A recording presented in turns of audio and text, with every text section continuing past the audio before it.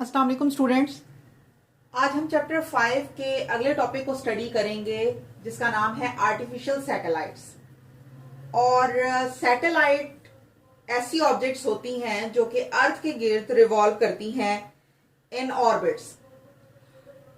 ये सुनते ही हमारे जहन में फौरन ये बात आती है कि मून अर्थ के गिर्द सर्कुलर मोशन परफॉर्म करता है, तो मून भी एक सैटेलाइट है और ये चूंकि नेचर में मौजूद है, अल्लाह की तरफ से इसको बनाया गया है, तो ये नेचुरल सैटेलाइट है अर्थ का। अब यहां चूंकि हमारे टॉपिक में वर्ड यूज हो रहा है आर्टिफिशियल सैटेलाइट्स, और आर्टिफिशियल का मतलब होता है मैन मेड, यानी आर्टिफिशियल सैटेलाइट्स वो ऑब्जेक्ट्स हैं जो कि मैन मेड हैं और ये अर्थ के गिर्द सर्कुलर मोशन परफॉर्म करती हैं इन ऑर्बिट्स। यहां इस डायग्राम में अर्थ के इर्द गिर्द ये एक ऑर्बिट बनाया गया है जिसके अंदर ये सैटेलाइट मूव कर रहा है। और चूंकि नेचुरल डायरेक्शन ऑफ मोशन हम हमेशा एंटी क्लॉकवाइज डायरेक्शन को लेते हैं, तो यहां पे भी हमने उसी नेचुरल डायरेक्शन को फॉलो किया है और एंटी क्लॉकवाइज डायरेक्शन में ये व्हील वेलोसिटी के साथ रोटेट कर रहा है इन ऑर्बिट। और अर्थ की सरफेस से इसका फासला है h, जबकि अर्थ के सेंटर से इसकी सरफेस का फासला है r, जिसको हम रेडियस ऑफ अर्थ कहेंगे।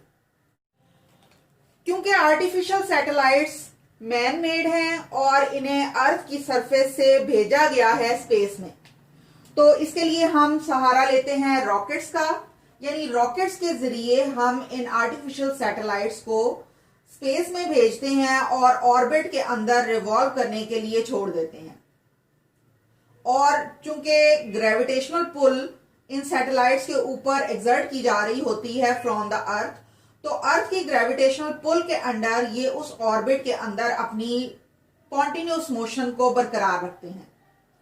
अगर हम ये कहें कि ये अर्थ के सैटेलाइट सरफेस से बहुत ही कम फासले पर रोटेट कर रहे हैं, तो इनके ऊपर ग्रेविटेशनल एक्सेलरेशन g एक्ट करेगा, जिसकी वैल्यू हमने पढ़ी हुई है 9.8 मीटर पर सेकेंड स्क्वायर, जो कि कांस्टेंट होती है near the surface of the earth. लेकिन अगर हम अर्थ की सरफेस से ज्यादा फासले पर चले जाएं तो ये g की वैल्यू कांस्टेंट नहीं रह पाती। इस केस को हम बाद में डिस्कस करेंगे। पहले हम ये डिस्कस कर रहे हैं कि अगर क्लोज टू दी सरफेस कोई सैटेलाइट मूव कर रहा हो तो उस वक्त g की वैल्यू कांस्टेंट होती है, जिसकी वैल्यू है 9.8 मीटर पर सेकेंड स्क्वायर।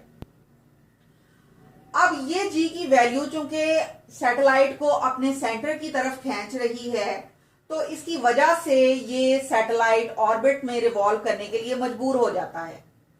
और जब ये सर्कल में मूव करेगा अराउंड द अर्थ, तो इसके ऊपर एक्ट करेगी सेंट्रीपिटल फोर्स। अगर सेंट्रीपिटल फोर्स मेंटेन ना रही, यानी g की वैल्यू अगर कांस्टेंट ना हुई, तो ये सेंट्रीपिटल फोर्स जो कि रिस्पॉन्सिबल है इसकी सर्कुलर मोशन के लिए अराउंड द अर्थ, ये भी कांस्टेंट नहीं रह पाएगी और ये सर्कुलर मोशन को मेंटेन नहीं कर पाएगा और फ्लाई ऑफ कर जाएगा in any straight line direction.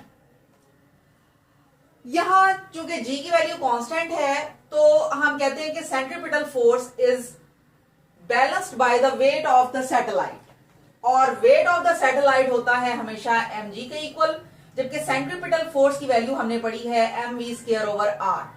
तो यहां m और m आपस में कैंसिल हो जाएगा और हमारे पास रिजल्ट आएगा g is equal to v square over r। और जब इस r को हम दूसरी साइड पे लेकर जाएंगे तो ये g के साथ मल्टीप्लाई हो जाएगा और इक्वल हो जाएगा v स्क्वायर के। और जब हम इसका स्क्वायर खत्म करने के लिए दोनों साइड पे अंडर रूट लेंगे तो हमारे पास v की वैल्यू आ जाएगी अंडर रूट जी आर। अब v जो है ये वो वेलोसिटी है जो कि हमें कम से कम रिक्वायर्ड है किसी सैटेलाइट को उसके ऑर्बिट में मेंटेन रखने के लिए, यानी इसको हम कहेंगे ऑर्बिटल वेलोसिटी। और इसकी डेफिनेशन आप इस तरह से करेंगे, the minimum velocity which is required to maintain the satellite in its orbit is called orbital velocity। यहां चूंकि दो कांस्टेंट्स यूज हो रहे हैं जिसमें से g की वैल्यू हमने कहा है कि 9.8 मीटर पर सेकेंड स्क्वायर है और radius of the earth is also a constant जिसकी वैल्यू 6.4 इंटू 10⁻6 मीटर्स है। तो अगर ये दोनों कांस्टेंट्स की वैल्यू आप यहां पुट करेंगे इक्वेशन में तो हमारे पास इस v की वैल्यू आ जाएगी 7.9 किलोमीटर पर सेकेंड, यानी ये कम अज कम वो वेलोसिटी है जो कि हमें रिक्वायर्ड है इस सैटेलाइट को मेंटेन रखने के लिए उसके ऑर्बिट में। और इसी ऑर्बिटल वेलोसिटी को हम क्रिटिकल वेलोसिटी भी कहते हैं।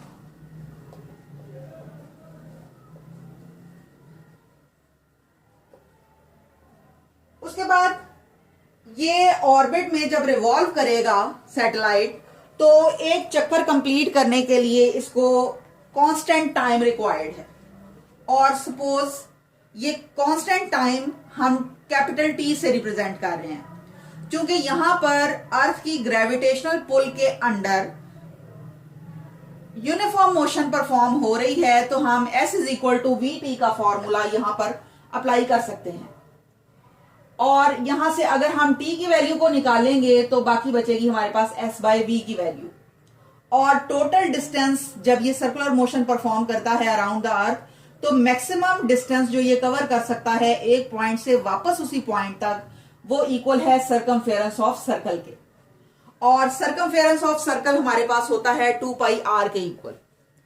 यहां पर अगेन 2 इज अ कांस्टेंट, पाई की वैल्यू 3.14 और r की वैल्यू है हमारे पास 6.4 10⁻6 और v की वैल्यू जो हमने यहां पर निकाली 7.9 किलोमीटर्स को हम मीटर्स में चेंज कर देंगे तो ये 7.9 इंटू 10⁻3 मीटर पर सेकेंड होगी। और जब आप इसको सॉल्व करेंगे तो आपके पास आंसर आएगा 5060 सेकेंड्स। और जब आप इन सेकेंड्स को 60 पे डिवाइड करेंगे तो ये मिनट्स में कन्वर्ट हो जाएगा और अप्रोक्सीमेटली हमें 84 मिनट्स रिक्वायर्ड हैं अगर हम close to the earth orbit में रिवॉल्व कर रहे हैं किसी सैटेलाइट को।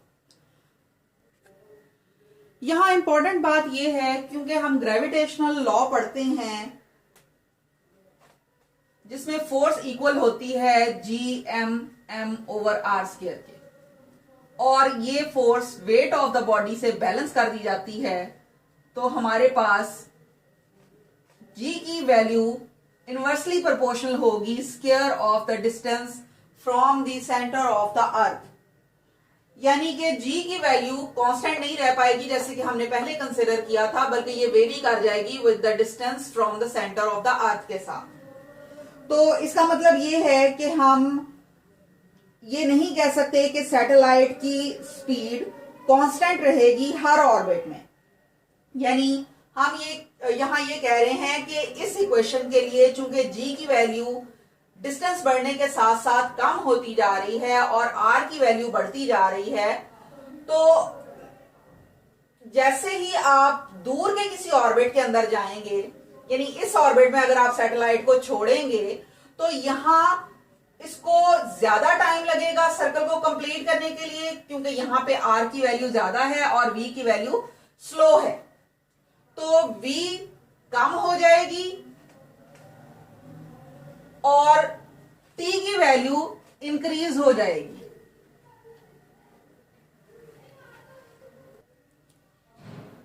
इन सैटेलाइट्स की सिग्निफिकेंस ये है कि अगर 24 सैटेलाइट्स छोड़े जाएं अर्थ के ऊपर तो ये ग्लोबल पोजीशनिंग सिस्टम के लिए इस्तेमाल होते हैं। जैसे कि अगर किसी एरोप्लेन का पायलट है या कोई सेलर है जो कि जेर जमीन किसी आबदोज को चला रहा है, तो वो पॉकेट साइज इंस्ट्रूमेंट या मोबाइल फोन को अपनी पोजीशन लोकेट करने के लिए यूज कर सकता है with a very accurate results of 10 metre accuracy.